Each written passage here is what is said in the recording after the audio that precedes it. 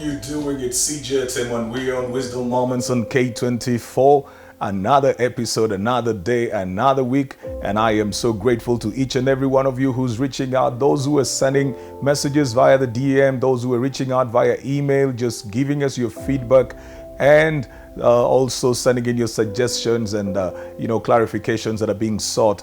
Keep engaging with me. I am on social media, CJ Atemo everywhere. That's Twitter, Instagram, Facebook, the page, and on LinkedIn as well as the email address right there on your screen, cjatsol@gmail.com. Some people prefer to use the email address as well. But I've been talking about the CJ Atemo School of Leadership as well, which is on Facebook. And you would get any details you want over there if you're seeking mentorship, personal development. We've got a whole curriculum, 3 modules, each one of them going for about 12 weeks. And it would be very good for you for your personal growth as well. So if you were tuning in for the very first time, well, every Monday to Friday, we are here right on K24, your favorite TV station, at 9:55 a.m. So if this is your very first time, you need to just diarize that, note that down, so that every single day, Monday to Friday, 9:55 a.m., you'll be able to watch. But if in case you are busy while we are on, like you are not able to catch up with us daily at that particular time, you may have meetings, you may have errands, you may be going different places or just at work. Well, what you can do is to find me on YouTube and subscribe to my YouTube channel, CJ Atemo, as well. Set notifications so that every time we upload the videos, you will get to know. And then you can watch them, put on your comment, post your comments, and share that as well. So subscribe to my YouTube channel, CJ Atemo. Then go ahead and set notifications if you would, and watch, post your comments, and share. This week, I want to talk about something. See, a few days and weeks ago, we had a very sorry situation of a young man who had built himself and built his estate. They said at some point he had built a 350 million shillings worth of estate, and then he just committed suicide. And see, by all means, everybody would feel that this young man was very, very successful. And so the question would be, then why would he get to the place where he takes his life? Of course, there has been a lot of talk over time about mental wellness, depression, and all those kind of things that people are battling with. But sometimes we've got to look at the other side of it. It's the pursuit that people have, whether it is the pursuit of success or pursuit of happiness. For those of you who've watched the movie that was acted by Will Smith, In Pursuit of Happiness, for the pursuit of happiness, that people believe that, if they do more and get more, attain more, achieve more, they probably will be happier. And sometimes what we look at as success may actually be a very hidden cry for help. People who are looking for validation, people who are looking for affirmation, they're crying out for help through the work that they put in, through the efforts that they put in, through the acquisitions that they make, and they keep on fighting harder and harder and harder. If a child grows up without, for example, the attention, the affirmation, the approval of the parents, that kid may work very hard throughout life. And it may not just be because they are hard workers. No, sometimes it is that they want to prove a point to their parents so that they are acceptable. They want to feel that they're good enough, and they will keep on pushing and pushing and pushing. The happiness report that was released recently, places Finland still at the top for the 5th year running. And when you look at the indices that they use, it is things like the GDP per capita. It is things like social support and life expectancy. It is the generosity of the population generally. You do not see wealth as part of the indices for the happy people. And sometimes we think that the more we have, the happier we become. Yet there are people in countries who have more and more and more, yet they are less and less happy because they have less life expectancy, less social support, they are less generous even when they have higher GDP per capita. So today I want to talk about frustration, silent frustration.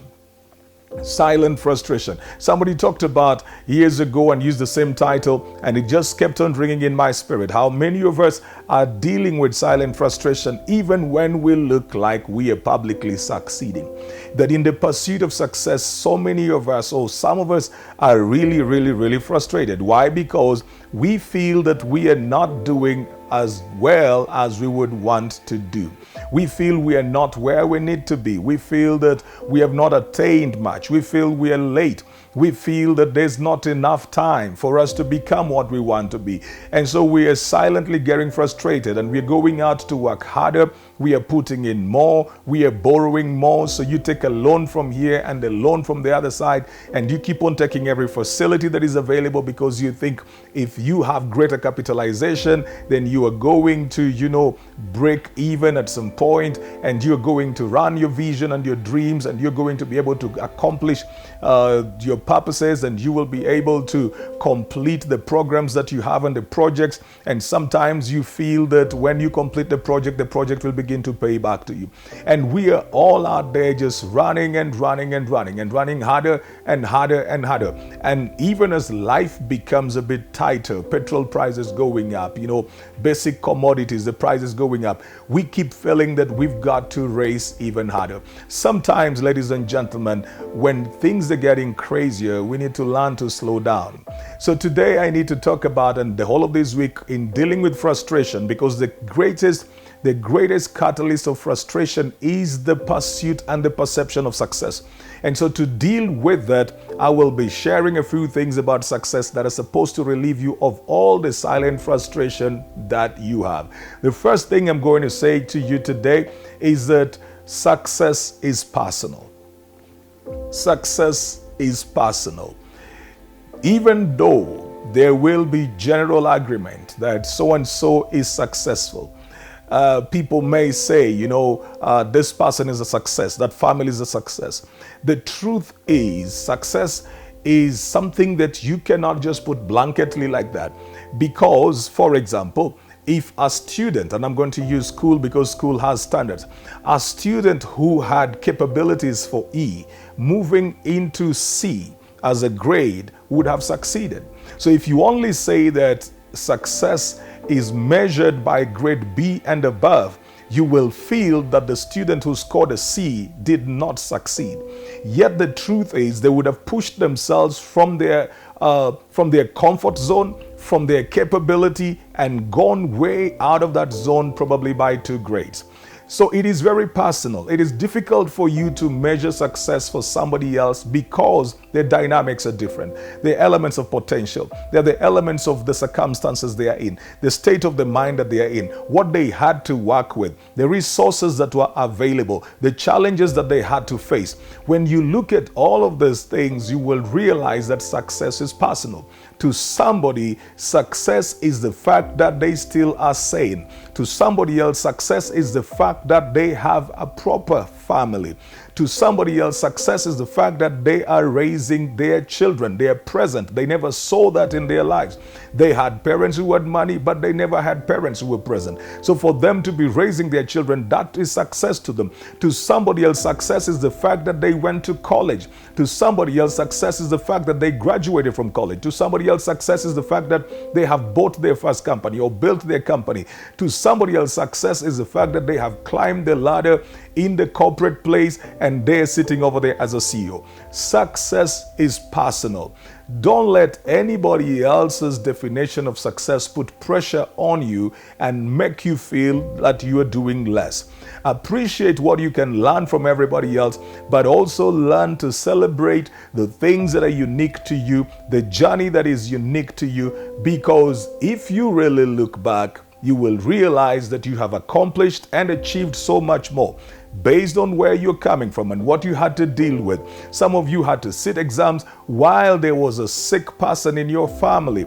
You probably had a sick mother, sick father, people going hospital visits, and you still had to concentrate around the same time, around an exam, and sit the exam. Success is personal. It is about you doing better than what you were doing before, being more than who you were before. Don't compete with anybody, ladies and gentlemen. Learn from everybody.